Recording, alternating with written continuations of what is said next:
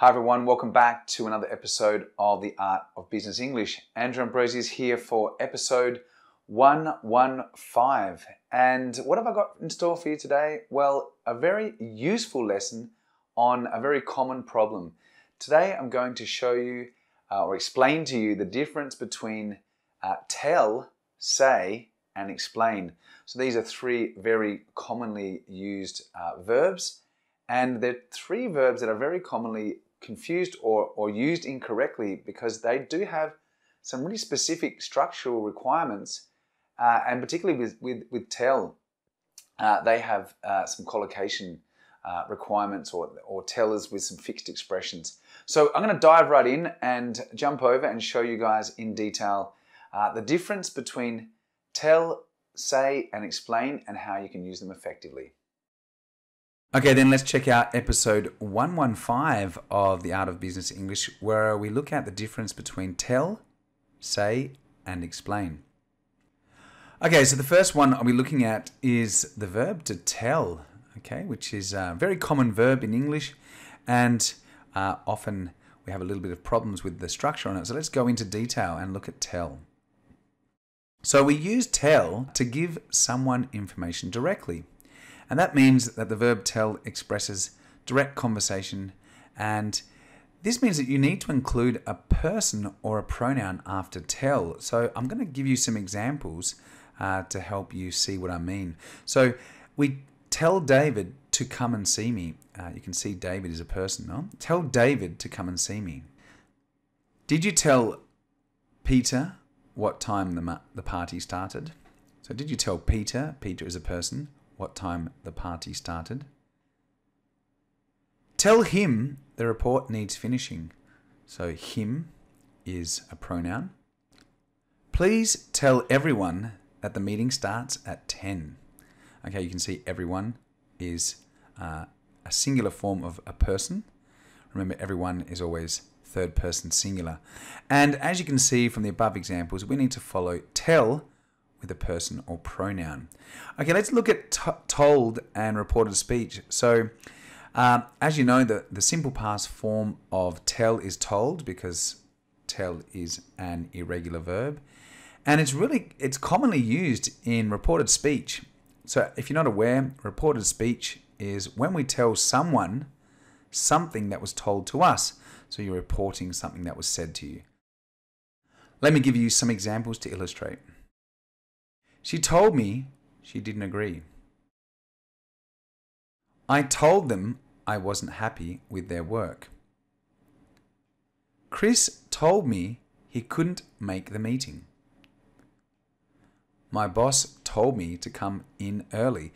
So again, you can see that the correct use of pronouns after the verb tell are essential in clearly expressing yourself and making sure that the other person knows who you are talking about. And that's really important with reported speech.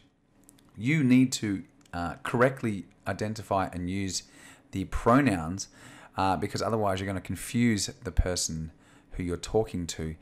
Correct use of pronouns after tell are essential, especially in reported speech. But I'll do another lesson on reported speech because that's quite detailed as well, that grammar level. Okay, let's look at tell in collocations and expressions. Tell also collocates with a number of specific nouns to form expressions, and you'll need to learn these and memorize them as they are basically fixed expressions that will only work with the verb tell. So let's look at some of the most common ones. You've got tell the time, so that's an expression, no? And a collocation. Tell a joke. Tell a story. Tell a lie. Tell the truth. Tell a secret. Tell the difference. Or tell your name. So, these are all nouns that will collocate with tell. Okay, so they're very fixed, so you can't really change them. You can't say, you can't say to someone, say me the time. That would not work. Okay, so tell the time, all very strong fixed expressions and collocations here. So let's look at some common mistakes with tell. So I'm going to show you some common mistakes so that you can avoid them in the future. Sometimes I hear students say, tell to somebody. For example, tell to Tom lunch is ready. Now you can't use to after tell. Or another strange sounding structure is tell it to John. Okay, remember, you can't tell it to someone because in English we tell someone something, not tell something to someone. So very important, just remember that. We tell someone something. That's really the key lesson or takeaway from the verb tell. All right, I'm going to move on now and we're going to look at say. So say is also a very common verb and it's used to talk generally and not specifically to someone. So let me explain what I mean there, okay? We basically don't use a pronoun or person directly after say. We can, however, use the following structures. So take a look at these. We can say something in general. We can say that something happened or something's going on, okay? We can say something to someone, okay? But say something to someone, very important. This is the key to this structure. And something someone said, okay? So someone said to me or someone said to us. So let me give you some examples to help you. The government says they are going to raise taxes. So the government's saying that generally to the whole public. It's not that they're saying it specifically to someone. Mary says that she's having a baby. So Mary says that she's having a baby. So here you can see Mary is saying it in general to everyone as well and not specifically to someone. What did the boss say to you after the meeting? Okay, so what did the boss say to you after the meeting? This is say to someone. Okay, and Harry said the meeting was cancelled. So that's someone said something. Okay, so Harry said the meeting was cancelled. Let's also look at said and reported speech. So the simple past form of the verb say is said. That is because say is also like tell an irregular verb. And said is also a very common verb to use in reported speech because, John said to me. So these are when we report what someone said to me. Okay, so let's look at the next one. I'm going to give you some examples of said used as a reporting verb now. So he said we need to be quiet during the presentation. Okay, so he said, you'll notice that this is not a pronoun, it's just another sentence. We need to be quiet. Not he said me or he said us. No, we just put he said and then a subject, verb, object. So he said, we need to be quiet during the presentation. Harry said to me that we need to arrive early. So again, you can see there is a pronoun here, but importantly, there is the preposition to before the pronoun. So between said and the pronoun me, we've put to, which is essential. I said I wanted to move to a different department. So you're reporting what you said. And the boss said he needs our feedback by Monday. So all of these are examples of you reporting what someone said or what you said, okay, in a situation. And finally, in this part of the episode, I'm going to show you the common mistakes with say. So let's wrap this section up by looking at these mistakes. Really need to avoid these because these are very common mistakes. So the typical mistake that most people make is that they follow a person or a pronoun after say. For example, John said me the lunch will be tomorrow. So John said me the lunch will be tomorrow. Here we should use told me because when there's this direct speech, we use tell and not say. Okay? And the other common mistake is that people use say for nouns or expressions that collocate with tell. For example, say me your name or say the truth.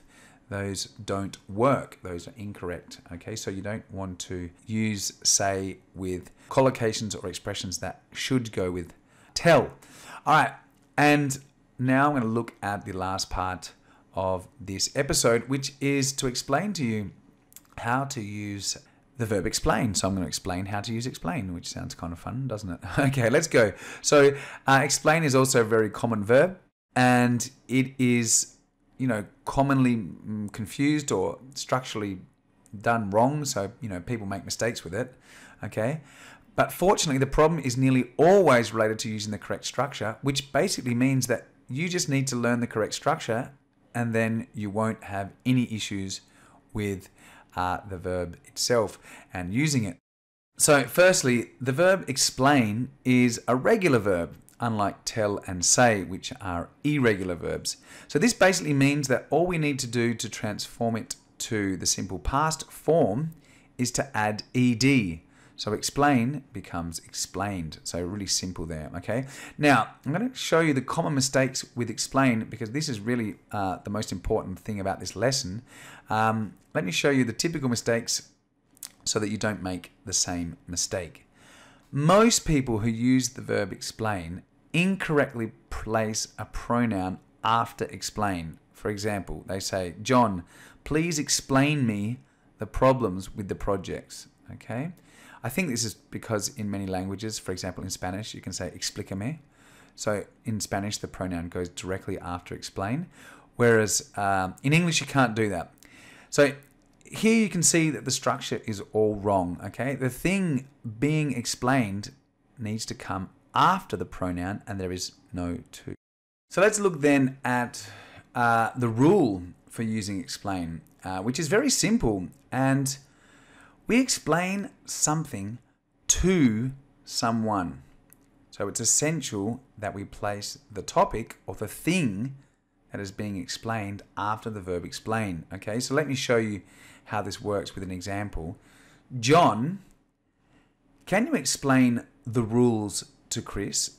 So you can see here that the thing being explained is the rules, and then they are being explained to Chris. Brian, explain the meeting minutes to me. So, the thing that Brian is explaining is the meeting minutes, and then to me. Okay, did you explain how to use the new photocopier to mark? So what's being explained?